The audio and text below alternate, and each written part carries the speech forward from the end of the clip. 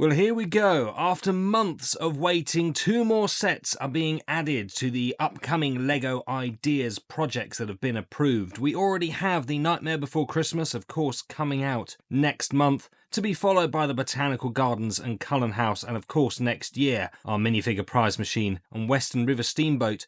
But the third and last review of 2023 is done, and we have our 2 winning builds. The first being Charlie and the Chocolate Factory. Here we go again. Aptly named, there have been several submissions for Charlie and the Chocolate Factory, not just by these designers, but by others in the past as well. So it's interesting that LEGO have now decided to actually give the go-ahead to this. And I have to admit, I'm slightly surprised. I thought it was going to be another one that just got shot down again, but I was wrong. It's been given the green light and the golden ticket will be coming our way. Now, what price they will attach to this when it is released will be the next big question, as well as having to cover the costs of a third-party IP. This is a cool little design, but filled with a multitude of colours made up with a lot of small parts. That means that the piece count will be high. We'll just have to wait and see exactly how high the price goes along with it. Judging it for what it is though, here is a creation that really doesn't need to be changed that much. The fan designers have done a great job of capturing Willy Wonka's factory in all its glory as it needs to be. It's fun, it's wacky, and if they do the minifigures well, there's certainly going to be no doubts as to what this set is supposed to be. My favourite part of this has to be the chocolate waterfall. It can go around manually, but more to the point, there is space for it to be motorised. Now, I don't expect LEGO to actually do that or to include it, but as long as the space is kept for a motor,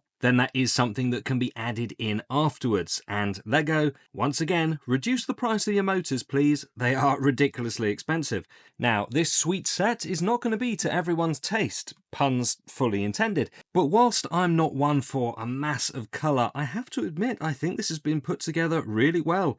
Whilst it certainly is in your face, it's done in kind of a tasteful way that pays homage to the story really well, and it's just going to be such a fun and quirky thing to have on display. So as long as they don't change it too much and they keep it close to this with that option for motorization, then I'll be excited to see this. It's just that question mark over exactly what the price is going to be. Apart from that, top job and congratulations to the designers. Cool to see Charlie and the Chocolate Factory finally get chosen as a project. The second one to be chosen is this, the Italian Riviera, a small, compact, modular-style design, which, if you've ever been to the Riviera, does evoke feelings of that part of Italy and is nicely put together.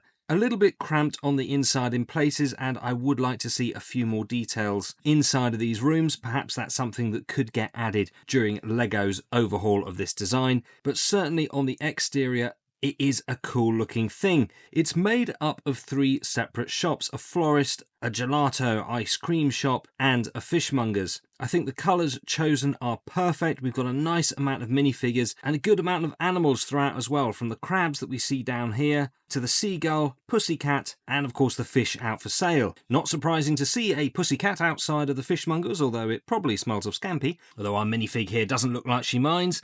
Once again, this is a set with lots of little pieces in. I think the roofs look super, but this is going to be very repetitive to put together. End effect though, very nice, as indeed is our cobbled streets down here. It's a good choice to have been made. Were there other ones that I preferred? Yes, I'll freely admit it.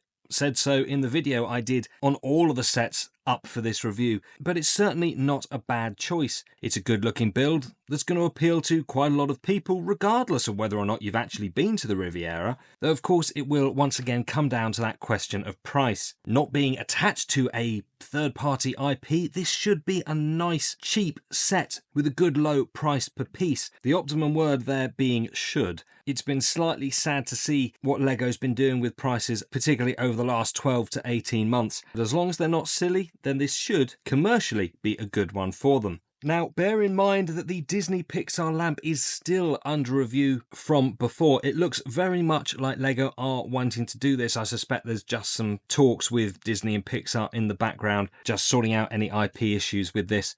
But given the amount of stuff that they've done with them in the past, I see no reason that they shouldn't be able to come to an agreement on this set as well. So that is probably going to be coming on a similar time frame to these two as well. So those are going to be adding to the ones that we've already got approved, and challenge winners that we're also still waiting for, such as the Explore the Cosmos winners of the Micro Rail and Moon Car, and the ones like the winner of the STEM Challenge Knowledge is Power, the GWP Challenge winner Autumn Snails, and Reading, all of those still to come. Let me know your thoughts on these winning builds in the comments down below, and of course stay tuned because the results of other LEGO ideas such as the new colour of Spaceman and Castle Faction coming with the minifigure prize machine, 80s challenge results and more are all coming very soon, so make sure to subscribe. Thank you very much for watching, look forward to seeing you on the next one.